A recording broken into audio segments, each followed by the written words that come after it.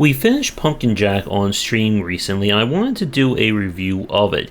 This was a game that is essentially pitched as a modern-day spiritual successor to the kind of PlayStation 2, maybe early PlayStation 3 era of 3D platformers.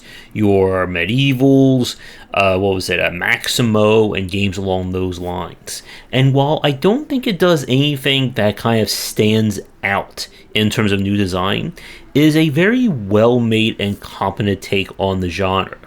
We play as, I guess, the quote-unquote hero, or maybe more villain, Jack, who has been brought back to life by the devil in order to doom the planet. And to do that, we are going to explore 6 very different platforming-based levels in order to stop the good wizard from saving the Earth. So Pumpkin Jack hits a lot of the points and conventions that we've seen from 3D platformers. Levels are split up between combat sections and the platforming, where you'll make use of double jump and weapons in order to deal with the various enemies. Because of the focus on 6 levels, it means that the developers have a little bit more of a variety of their designs. Each level is a one-off in terms of environmental design, as well as the obstacles and situations that you're going to come across.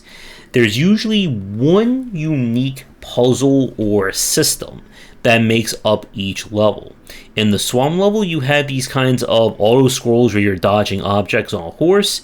In another level, you have you have to hit objects into their designated spots in order to kill Santa Claus. So there's a little festive coincidence right there. Now, in terms of the actual exploration, the levels are fairly linear. There are areas where you can go off the beaten path to find collectibles that will give you more costumes, as well as a kind of a musical interlude. You can find the gramophones. But overall, the controls feel very responsive. Jack will do exactly what you set him to do. And the game, again, is one of those examples of a title that is just very competent in its approach. And in today's era, we really don't see a lot of 3D platformers. It is a very welcome title in that respect. But with that said, this will be kind of one of our short-end reviews, because while this is a good game, there really isn't a lot to really delve into in terms of its design.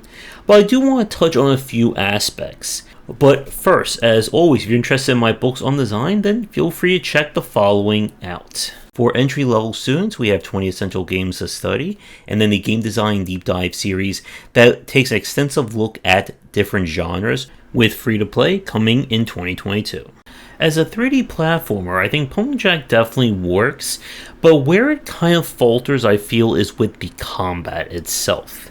You pick up different weapons after each stage, but the general combat just doesn't really get all that involving. For one very strange omission, there is no lock-on. So you will have to just constantly orient Jack using the 3D camera, but you can't exactly lock on and circle around enemies. The enemies themselves do not get stunned, at least the melee one, so you have to get into that habit of attack and dodge, that kind of thing. While the different weapons do have a variety of them, my favorite was the shotgun, it still isn't really changing. The enemy types don't really evolve beyond an initial set of melee, range, and these kinds of enemy spawners that show up. You fight one enemy, you fought them all. The only exception to this are the boss fights, and the boss fights in this game are all very varied. They're more along the lines of a classic 3D platformer, meaning they're more of a puzzle fight as opposed to something more akin to a Dark Souls or any more modern 3D action games. But they do work for, I think, the game's purpose. Overall, in terms of difficulty, I would say Pumpkin Jack is on the moderate side. Some of the jumps can be a little challenging, but all in all, if you've played any other 3D platformer as of late, you should have more than enough skills in order to beat this one. And the variety of the puzzles and situations do help to flesh things out, or just keep things from getting a little bit too stale. So with all that said, While I don't think Plump Jack is going to completely blow somebody out of the water in terms of an original take, it is just, again, a very competent 3D action platformer. And if you're a fan of the genre like I am, I would say it's at least worth a check. If you are looking for something, more technical or more challenging, there are games, of course, like the 3D Mario games, Demon Turf, and so on, that would probably fit you more than this one. But with that said, I'm going to wrap up our review here.